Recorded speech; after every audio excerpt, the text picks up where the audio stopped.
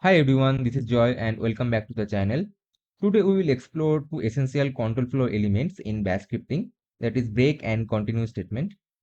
These statements allow you to modify the flow of your loops for more precise control. But first let us understand what these commands do. The break command is used to exit a loop permanently, while the continue command skips the rest of the current loop iteration and moves on the next one. So now let's see how to use them. So let's start with the break command. For this first, let's create a simple infinite loop in bash. An infinite loop keeps running until it's manually stopped or until a specific condition is met within the script. So let's create the script. So this is an example of an infinite loop using a while loop statement. In this script, this while true statement creates an infinite loop. This echo command prints looping every second, which is specified through the sleep command. This sleep1 command pauses this loop for a 1 second before going to next iteration. So now let's run this script and see what happens. So now it prints starting infinite loop and then it prints looping in each second. So as you can see, this script continuously prints looping every second. This is an infinite loop. Now, if you want to stop this script from running, you need to manually terminate it. In most terminals, you can do this by pressing Ctrl C. So just press Ctrl C, then it will exit from the loop. So by pressing Ctrl C, this script is interrupted and stops running. This is a useful way to stop an infinite loop when you need to regain control of your terminal.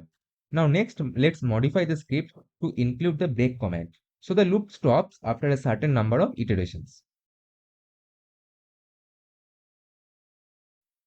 So now in this modified script, we introduce a variable count which is initialized to 0.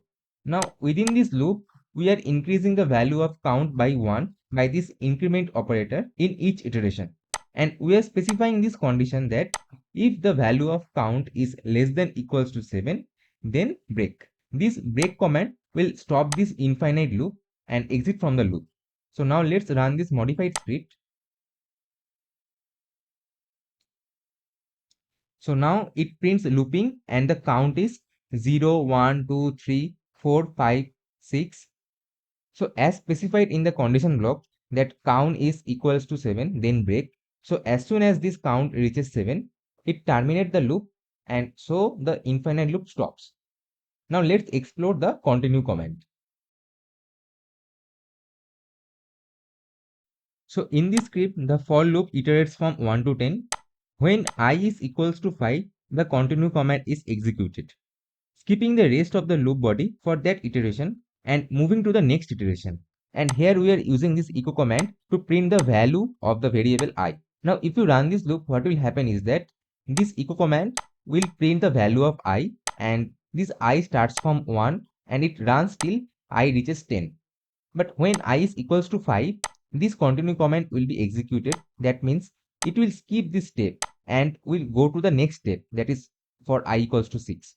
So this script must print the value of I except this particular value 5. So now let's run the script.